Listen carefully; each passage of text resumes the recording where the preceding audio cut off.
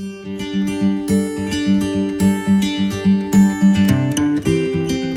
a very cold, late spring day. I mean, summer doesn't officially start in the UK till the 21st of June.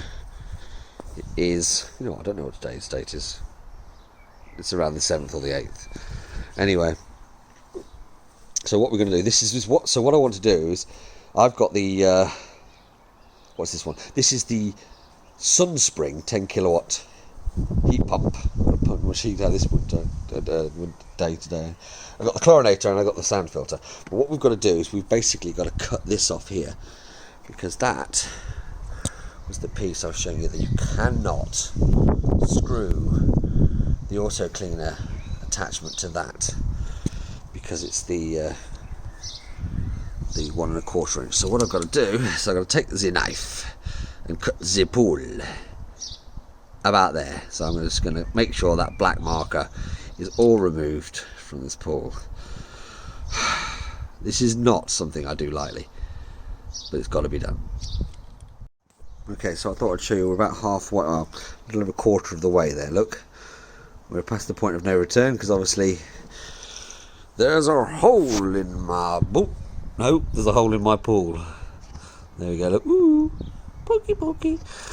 Okay, so this material's a lot thicker, a lot tougher than you might imagine, which is a good thing, right? So I'm going to keep on going round, and I'll probably show you where we are. So just a quick update as to the knife I'm using. I'm just using a standard UK Stanley knife. A couple of pence from any DIY store. It's not really a particularly new blade. I use this blade to trim this artificial turf. I mean, it's sharp, right, don't get me wrong, but it's not to make it sharp. So what I'm doing, I'm taking it quite easy. I'm just cutting sort of maybe half a centimetre, sort of 1/4 of an inch at a time as I'm going around. Anyway, see you later. Not quite as far as I wanted to show you, but I wanted to see this. This is the process I'm using. I'm going to see if I can put this on camera. Hopefully I can. See here, look, what I'm doing is I'm scoring the material first.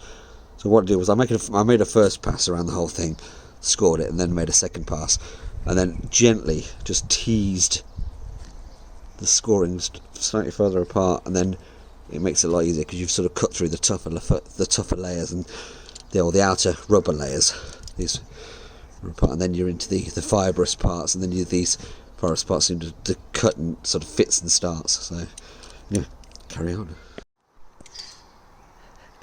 Right, no, I'm not going to kill anybody. I've got the lovely assistant Sarah, my wife, holding the camera this time. So what I want to show you is we've got very, very close to the edge. Right, we are way past the point of no return. What I want, hopefully you can pick this up on camera, is what I'm going to do is I'm going to guide the knife very gently, and you'll hear those fibrous cuts there.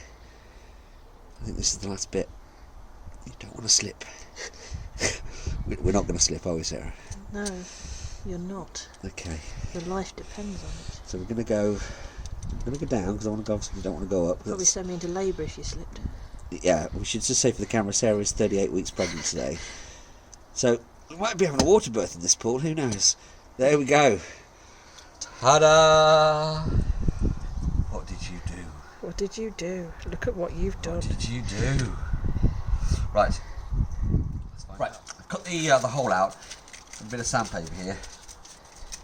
Fairly fine grit. I don't know. It's got a number of attached. I tell you, no, I will show you. It's got probably written on the back of the sandpaper. P80. Look how technical I am. Right. So what we're going to do is we're going to just grind off some of these little cut marks here. Just like that. There we go. Look. I'm just going to wind that around there. Wind it. Just like that. Ooh, can't be good. Right.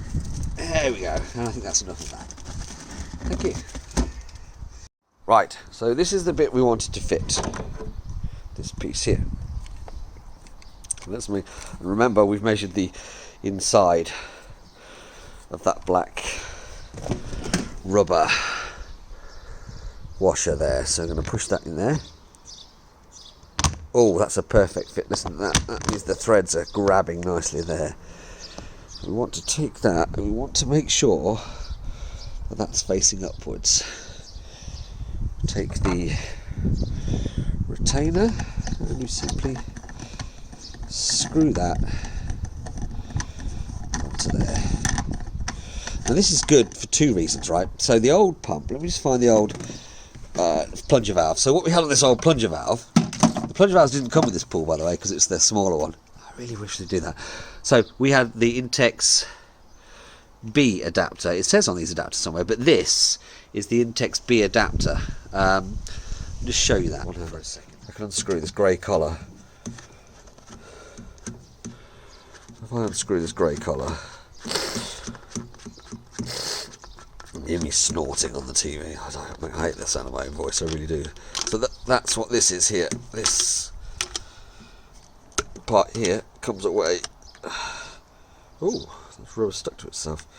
I'll prise that off. But that's part B, and that obviously reduces the 1.5 inch pipe down to 1.25. So let's get on with this. Let's